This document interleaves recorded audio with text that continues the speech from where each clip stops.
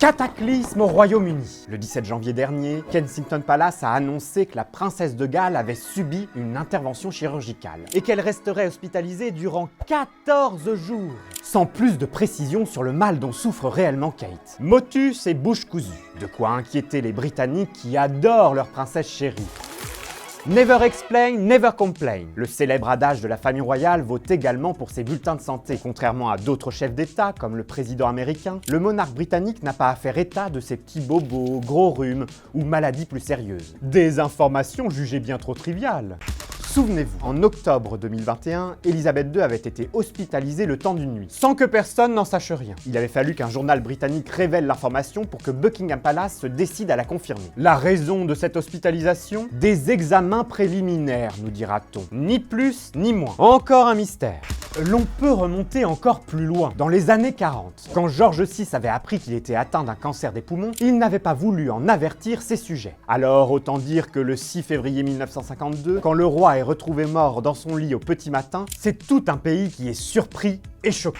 Mais revenons à nos moutons, Kate en l'occurrence, qui a donc subi une intervention chirurgicale programmée. L'opération touchait la zone abdominale et elle s'est déroulée avec succès. Désolé de vous décevoir, mais il faudra vous contenter de ces deux petites informations officielles. Car les équipes de communication de Kensington Palace ont exigé que la tranquillité de la princesse de Galles soit respectée et que ces informations médicales personnelles restent confidentielles.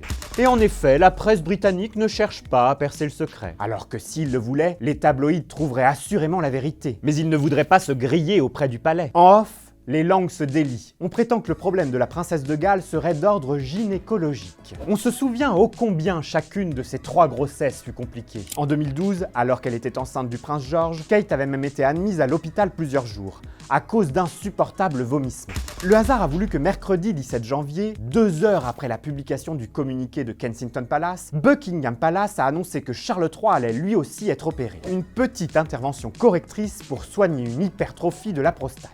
Étonnamment, cette fois, le diagnostic est rendu public, sans zone d'ombre, sans secret. Une première dans l'histoire des Windsor. La raison? Le roi veut ainsi sensibiliser les hommes de son âge à se faire dépister. Mais cette transparence de la part de Charles ne fait qu'accentuer le mystère autour de Kate.